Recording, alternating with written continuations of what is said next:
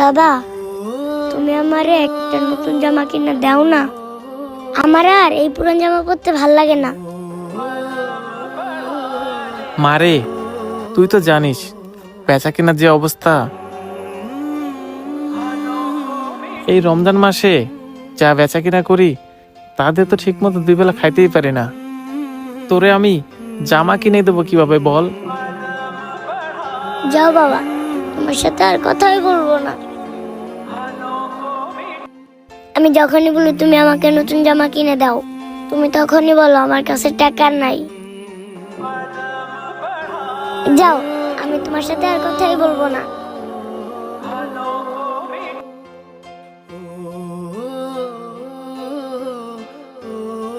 হায় আল্লাহ, আমি এক হতভাগা বাবা।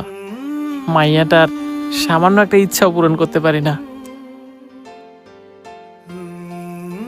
বাজান, আমার একটা তরমুজ দিবা? কাকা, সকাল থেকে এখন পর্যন্ত একটা তরমুজও বিক্রি করতে পারি নাই। আমি আপনার একটা তরমুজ কিভাবে দেব বলেন? বাজান, দাও না একটা তরমুজ। আমার না ছোট্ট একটা মাইয়া আছে, মাইয়াটার তরমুজ গাইতে খুব ইচ্ছা করতেছে। আমার বাচ্চাটার ইচ্ছা তো আমি পূরণ করতে পারলাম না। আমার কাছে যেহেতু তরমুজ আছে, আমি ওনার বাচ্চার ইচ্ছা ঠিকই পূরণ করব। ও বাজান, কি ভাবতাছো? দাও না একটা তরমুজ। আমার মাইয়াটার না তরমুজ গাইতে খুব ইচ্ছা করতেছে। আচ্ছা ঠিক আছে কাকা। কাকারে মিষ্টি দেখে তরমুজটা দিয়ে দেই। এই নেন কাকা। বাজান, তুমি আমার মায়ের মনের ইচ্ছা পূরণ করলা। আমি ওই আল্লাহর কাছে দোয়া করি, আল্লাহ যেন তোমার মনের ইচ্ছা পূর্ণ করে। যাক, আজকে তাহলে আমি আমার মাইয়াটারে তরমুজ খাওয়াইতে পারবো। আরে কাকা। কি বাতিজা, কিছু বলবা? কাকা, কিছু তো বলতে চাইছিলাম। আর আপনি এত ভালো তরমুজ কোথায় থেকে আনছেন?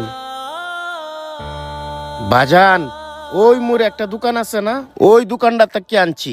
এই দোকানে সবগুলা তরমুজ সুন্দর আর ভালো। কাকা, আমিও তো এরকম ভালো তরমুজ খুঁজতেছি। আর আজকে যে রোদ উঠছে, আমার এতিমখানা আছে না, বাচ্চারা সবাই রোজা রাখে। আমি তাদেরকে আজকে তরমুজ দিয়ে ইফতারি করাইতে চাইছিলাম। কাকা, আপনি যে দোকানতে তরমুজ আনছেন, ওই দোকানে মনে হয় আরো অনেক তরমুজ আছে। হ বাজান, এই দোকানে আরো অনেক তরমুজ আছে। আচ্ছা কাকা, আমার তো অনেক তরমুজ লাগবো। আপনি কোন দোকানতে তরমুজটা আনছেন আমাকে যদি একটু বলতেন, আমার অনেক ভালো হইতো। বাজান, ওই যে মোরে দোকানটা দেখতেছো না, ওই দোকানটা থেকে আনছি।